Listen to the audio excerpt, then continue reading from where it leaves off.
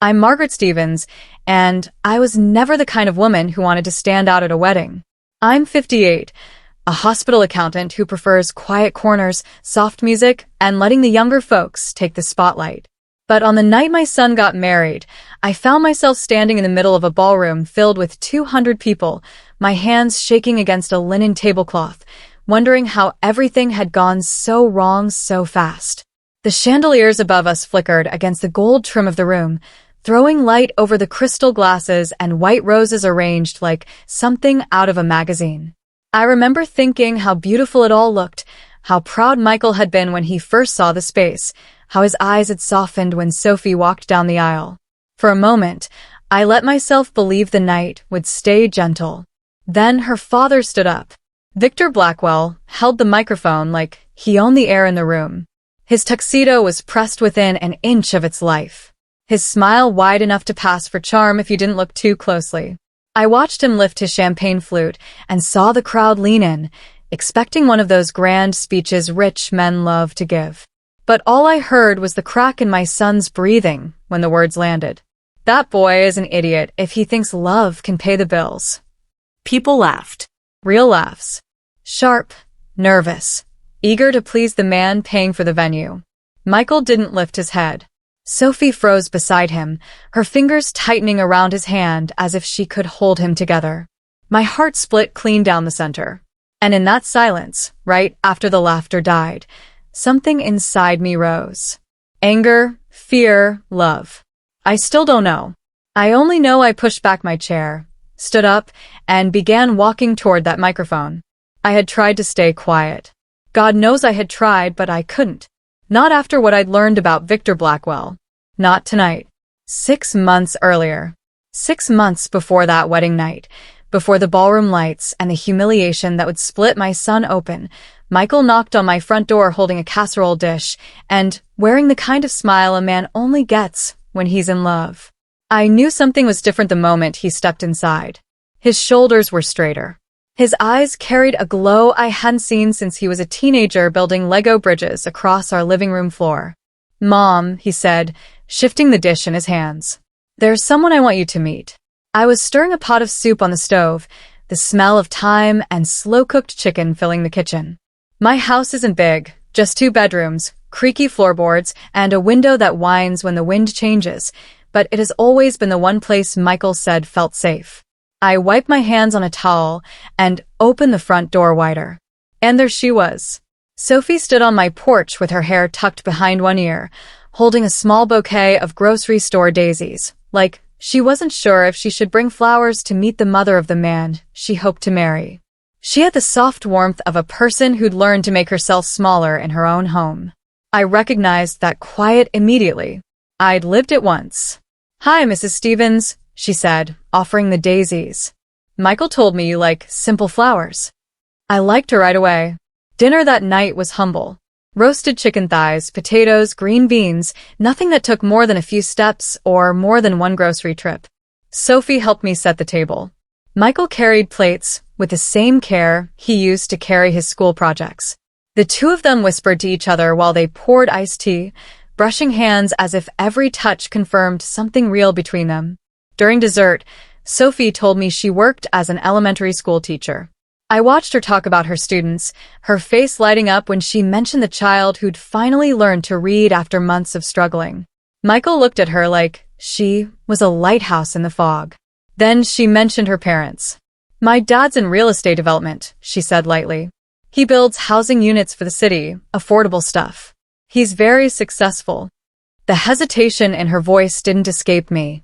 I'd seen that same pause in women who both love and fear disappointing the men in their lives, but I let it go. People are complicated, families even more so, and it was too early to form judgments. Dinner at the Blackwells. 2 weeks later, Sophie invited us to her parents' home for dinner. I knew from the tone in her voice that she was nervous about it. Michael tried to pretend it was no big deal, but the way he straightened his jacket 3 times before we walked to the car said otherwise. Their house wasn't a house. It was a statement, a gated entrance, long driveway, fountains, the kind of manicured lawn that probably required its own team of groundskeepers. When Sophie opened the door from the inside, she looked relieved to see us, like she'd been holding her breath and could finally let it out. Dad's in the study. Mom's helping the server with appetizers, she said, ushering us in. Please just make yourselves comfortable. Comfortable wasn't the word I would have chosen. I felt like a piece of furniture had walked into the wrong showroom. Daddy, can we get the cereal with the tiger? The little boy asked. The word hit me like a door slamming. Victor laughed, ruffled the boy's hair, and steered him toward the cereal aisle as if this was the most natural scene in the world. The woman leaned into Victor's arm the way a wife would. They looked like a family on a casual Saturday outing. Comfortable, familiar, practiced in each other's presence. I froze behind a display of canned tomatoes, my heart pounding hard enough to make my fingers shake. I watched him introduce the woman as a family friend to the cashier when she made a passing comment about the kids. I watched him carry a bag to the car like a man who'd done it 1,000 times. And I knew with a certainty that made me nauseous that this wasn't some affair he'd stumbled into. This was another household, a second life, a life he'd built while Diana floated through charity events and Sophie planned her future with my son. I walked to my car in a fog. The oranges slipped from my hands onto the passenger seat, and I sat there for minutes trying to steady my breath. My first instinct was to tell Michael. My second was to question everything I'd seen. Maybe I'd misunderstood. Maybe there was a reasonable explanation. But the longer I sat there, the heavier reality pressed on my chest. I needed facts, not guesses. I'd lived through the consequences of assuming too much and speaking too little. My ex-husband had drained our savings right under my nose because I'd convinced myself that good people don't lie. I wasn't going to make that mistake again. The investigation. The next morning, I asked a colleague at work, an older woman named Patricia, if she knew any private investigators. She raised an eyebrow, probably imagining something far more dramatic than the truth. But she didn't pry. She dug into her purse, pulled out an old business card, and slid it across my desk. James Chun, she said. He helped my cousin with a custody issue. Good man. Discreet. 2 days later, I climbed a narrow set of stairs above a pawn shop downtown, following the peeling letters on a door. Chun Investigations inside. The office smelled of stale coffee and industrial carpet cleaner. A desk lamp hummed quietly. A half-filled file cabinet leaned against the wall, like it was tired of holding other people's secrets. James was tall with tired eyes and a polite patience that made me feel less embarrassed about being there. I told him everything. Dinner at the Blackwells, Victor's comments, Michael's sudden self-doubt, and the scene at the grocery store. James didn't interrupt. He just listened, nodding now and then, jotting down notes in a worn leather notebook. When I finished, he leaned back. Mrs. Stevens, he said gently, I can look into this, but you should know. Men who juggle 2 families don't usually stop at lies. There's often money involved, sometimes a lot of it. I swallowed hard. I don't care about his money. I care about my son. James studied me for a moment as if weighing the sincerity of my words, then laid out what he would need, the retainer fee, a few signed forms, and time. For weeks at least, maybe more. I paid him from my small retirement fund. I didn't tell Michael. I couldn't. Not until I knew what I was dealing with. Walking out of that office, I felt the weight of a decision I couldn't undo. The late autumn wind cut across my face, sharper than before, as if the city itself was warning me to turn back. But I kept walking. Part of me already knew that once Victor Blackwell's life began to unravel, it wouldn't stop with just him. And as much as I hated it, I understood something I hadn't dared admit aloud. Whatever truth James found, it could break my son's heart long before it ever saved him. The truth emerges. James kept his word. Over the next several weeks, he sent updates sparingly, always short, always careful, a text here, a voicemail there. Nothing dramatic, just steady pieces of a puzzle that once assembled would change everything I thought I knew about the man my son was about to call family. The nights felt longer during that time. I'd sit at my kitchen table with a mug of chamomile tea, watching headlights sweep across my curtains, wondering what James was seeing, what he was documenting. The quiet hum of the refrigerator became a kind of companion, reminding me how empty a house can be when you're waiting for news you're afraid to receive. One cold morning, nearly 5 weeks into the investigation, James called and asked if he could come by. His voice carried a seriousness that made my stomach tighten. I baked a tray of blueberry muffins, not because he needed them, but because I needed something to do with my hands. When he arrived, he took off his coat and set a manila folder on the table with a soft thud that felt louder than any explosion. He didn't open it right away. Instead, he looked at me with that same patience he'd shown the first day. "This isn't easy to see," he said, "but you hired me to find the truth, so I brought you the truth." He slid the folder toward me. Inside were photographs, grainy, taken from a distance, but unmistakable. Victor walking out of an apartment building with the woman from the grocery store. Victor loading bags into the trunk of a car while the 2 children climbed inside. Victor using a company credit card at a boutique toy store. A receipt showing thousands spent on rent for a downtown apartment under a corporate housing account. My breath stalled in my chest. James handed me another sheet. Handwritten notes detailing conversations he'd overheard. Mentions of weekly payments. A private school inquiry under a false name. A city inspector so frustrated with unfinished units in one of Victor's affordable housing projects that he threatened to file a complaint. I placed my hand on the table to steady myself. The room felt smaller, as if the walls were leaning in. "So he really has." I couldn't finish the sentence. "A second family," James said quietly. "Yes, and he's using corporate funds to support them. That's where it gets serious." I felt a rush of heat, anger, disbelief, grief for Sophie, for Diana, for Michael, who had never once imagined he might be marrying into a house built on lies. James waited while I closed the folder and rested both hands on top of it, like I was trying to keep the truth from spilling out across my kitchen floor. "What do I do with this?" I whispered. James hesitated. "That depends on what outcome you want. If this goes to the authorities, Victor could face charges. Fraud, embezzlement, misuse of city grant funds.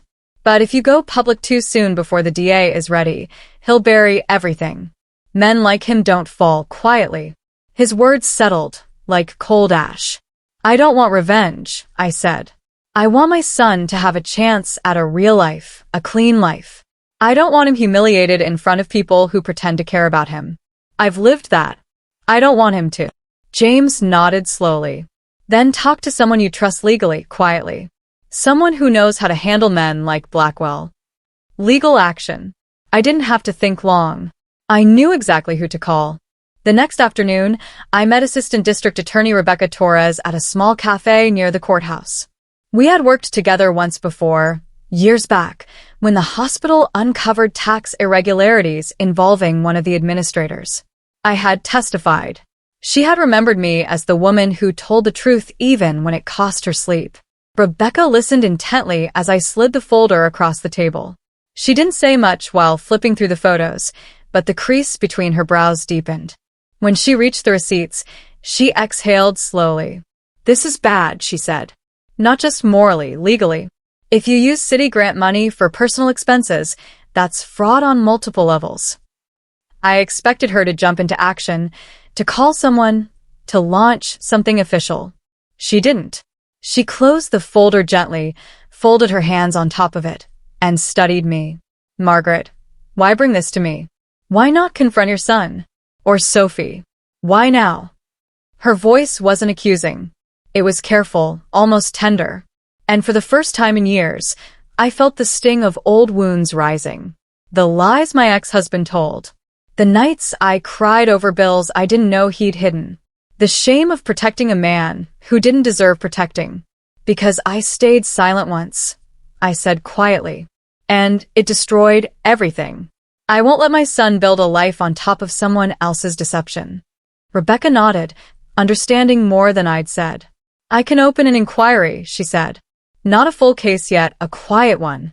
If we move too fast, he'll smell it. Men like Blackwell have lawyers on retainer who would bury this in a heartbeat. Let me take this back and do it right." I left the cafe, with the winter wind stinging my cheeks, but not from the cold. Something heavier followed me home. Responsibility. The kind that settles on your shoulders and refuses to let you stand straight. That night, As I sat alone in my living room, the folder now in Rebecca's hands, I realized something I hadn't dared admit to myself. The road I had just stepped onto, there was no way off it. And sooner or later, my son would be the one standing in the path of whatever came next. The wedding night confrontation. When I rose from my chair that night, I felt every eye in the ballroom turn toward me, though the only face I truly saw was my son's. Michael sat there with his head lowered, trying to hide the sting of Victor's words, and something inside me snapped cleanly, like a branch that had carried too much weight for too long. I didn't think about the consequences or the whispers that would follow. I only knew I couldn't let him drown beneath a lie spoken by a man who had spent years building his life on them. I walked toward the stage, feeling the soft carpet shift under my shoes.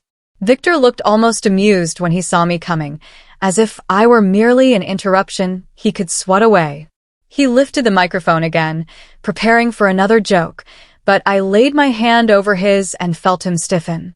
The music faded. The chatter died. It was as though the entire room leaned in to hear whatever came next. "That man," I said, my voice steadier than I expected, "has no right to call anyone an idiot." A hush spread through the tables. For a moment, no one moved. I didn't shout.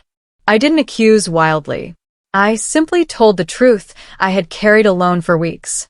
I told them about the apartment downtown, the woman who smiled too comfortably at Victor's side, the 2 children who reached for him without hesitation. I told them about the company funds he used to support them. The unfinished housing project meant for families who needed safety, not fraud. I told them what I had seen, what James had documented, and what Victor had tried to bury beneath polished speeches and carefully chosen suits. Sophie opened her envelope first. Her breath left her body in a sound that cut through me. Diana followed. She lifted a hand to her mouth, eyes trembling as she stared at the photos. The room shifted around Victor, the admiration draining until only disbelief remained. He tried to call me unstable, jealous, desperate to ruin a celebration. But the evidence spoke louder than he ever could. People who had laughed moments earlier now stared at him with a mixture of disgust and dawning realization. Michael stood then, stepping between us. His voice wasn't angry. It was heartbreakingly calm.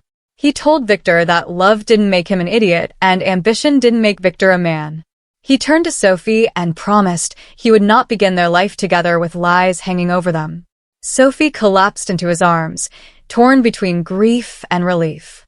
And I knew the truth had struck exactly where it needed to. The wedding ended early. No dancing, no final toast, just quiet acknowledgement that something rotten had finally been brought into the light. Aftermath. Months later, the investigation began. Victor was charged. Diana rebuilt her life. Sophie and Michael married again in a small lakeside ceremony where nothing glittered except sincerity.